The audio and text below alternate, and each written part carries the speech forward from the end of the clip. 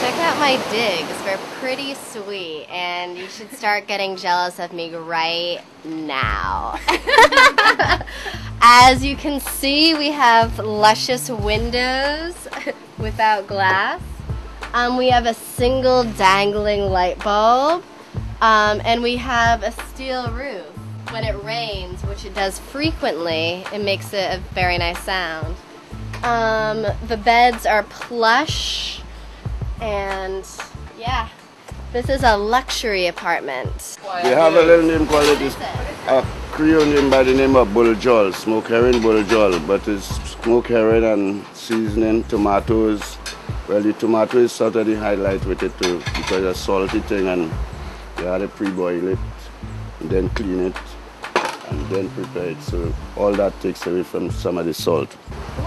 But you all should, the reason we are serving this food is trying to keep the food traditional. Yeah. And that is very traditional because this is, remember in the old days in Trinidad we didn't have refrigeration everywhere. And that was a way of preserving meat, like salting it. So that basically is a long tradition from before electricity and cold storage. How have you been enjoying going from a 5-star hotel to basically back to your roots? Yeah, I really, I don't know, when we were at the hub, you know, it's like so minimalistic, you know, Yeah. It's like there's nothing there. I know, I kind of freaked at first. I mean, I know it's part of the experience, but did you sort of freak out a bit? Yeah, it's like, oh my god, where's the shower? And there are no closets here, and Yeah. so it's really back to basic. But I'm fine with it actually, you know. TACARIB means, actually it's like a French word which they turn it to an English word. It should have been TACARIB, which is the Caribs territory or the place of the Caribs, you know, with the French word te.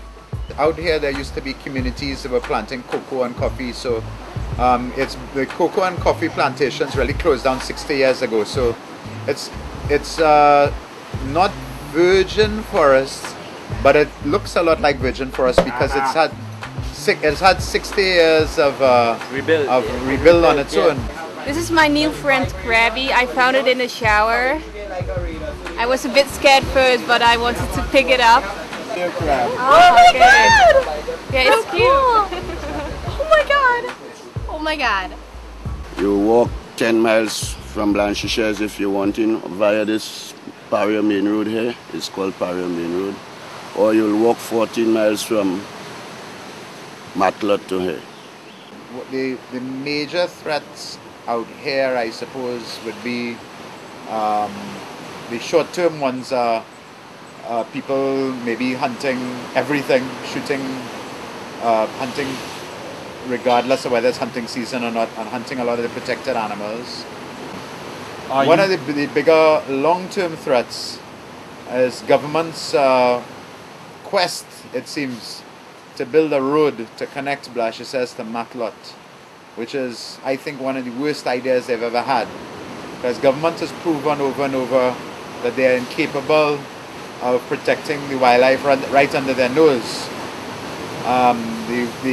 The wildlife out here, away from them, a road will just bring in a lot of illegal squatters, it will bring in a lot of illegal hunters, and everything else, and a lot of traffic, and it would be the death of this environment here if that road ever succeeds. Fortunately, one thing that will always save us is the inefficiency of government will always save us with their inability to follow through on their reckless programs. Stephen, the eco tour operator, told us that we should live more in harmony with nature to protect the ecosystem. Global warming, loss of biodiversity and exploitation of natural resources are all issues that cause a threat to our environment.